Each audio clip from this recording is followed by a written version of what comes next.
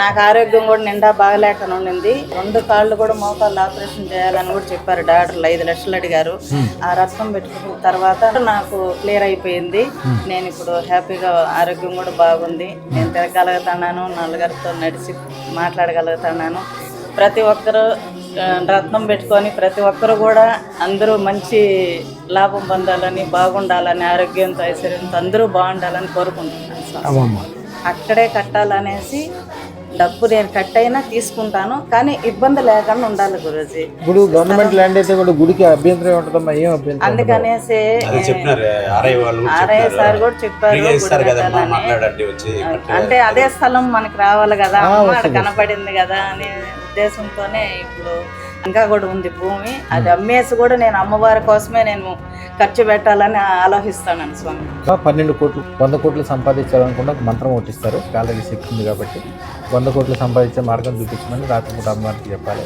వాడికి అదే దారిలో వెళ్ళేటట్టు చూపించేస్తుంది. మీకు 100 కోట్లు సంపాదిస్తానని నమ్మకం ఉందా? నమ్మకం ఉంది స్వామి. అయ్యా మీకు ఖచ్చితంగా 100 కోట్లు సంపాదించేదంటే 10 మందికి మనం మంచి చేయాలా, మంచి దారిలో పోవాలా. మీకు వస్తే మీరు 10 మందికి భోజనం పెడుతూనే ఉంటారు.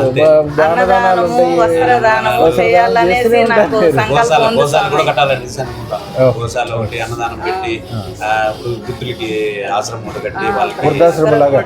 కట్టాలని ఉంది. అడిగేయాలంటే మీ అనుగ్రహం ఉండాలి స్వామి. గురువు లేదే రిజిస్ట్రేషన్ కూడా చేయొచ్చు స్వామి.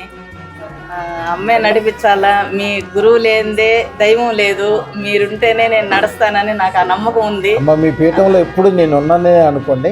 మీ సంకల్పం చాలా మంచిది. మీలాంటి వాళ్ళకి ధనం రావడం వలన అందరికీ ఉపకారం జరుగుతుంది. ప్రతి ఒక్కరు కూడా మంచి చేయాలా, మనం స్వార్థంగా ఉండకూడదు. ఖచ్చితంగా ఆమెకి సేవ చేసి రోజు పొద్దున్నే ఒకటి అనుకోండి, ఇప్పుడు అనుకున్నట్టే అద్భుతంగా ఉంది, అద్భుతంగా ఉంది, అద్భుతంగా నాతోనండి 3 సార్లు అద్భుతంగా ఉంది. అయ్యా మీరు కూడా చెప్పండి 3 సార్లు అద్భుతంగా ఉంది, అద్భుతంగా ఉంది, అద్భుతంగా ఉంది. మీకు అదే జరుగుతుంది. రోజు పొద్దున్నే లెగంగానే రకరకాల విచిత్రాలు, మ్యాజిక్లు, అమ్మవారి అనుగ్రహము, ధనము, అందరూ ఊర్లో అమౌంట్ వస్తుందని కూడా నేను అనుకోలేదు స్వామి. ఒకప్పుడు నాకు అక్కడ భాగమే లేదనే పరిస్థితి, నేనే దగ్గరుండి క్లియర్ చేసే పరిస్థితి, నా చేతిని నలుగురికి పంచే పరిస్థితి వచ్చింది ఈ రోజు. నేను చాలా సంతోషంగా ఉన్నాను స్వామి ఈ రోజు. ఆ సంతోషంతోనే నేను ఎన్నో రోజులుగా ఇక్కడికి రావాలనుకున్నా. ఒకసారి కూడా వచ్చాము, అప్పుడు ఆఫీసు క్లోజ్ చేస్తున్నారు. మళ్ళీ రిటర్న్ వెళ్ళిపోయినా, బాధపడుకొని వెళ్ళిపోయినాము.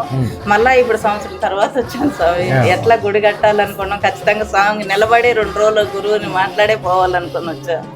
గుడి కడతారమ్మ. గుడి అనేది చాలా ఈజీ వ్యవహారం అవుతుంది మీకు. శుభం భూయాత్ తల్లి, శుభం భూయాత్, శుభం భూయాత్.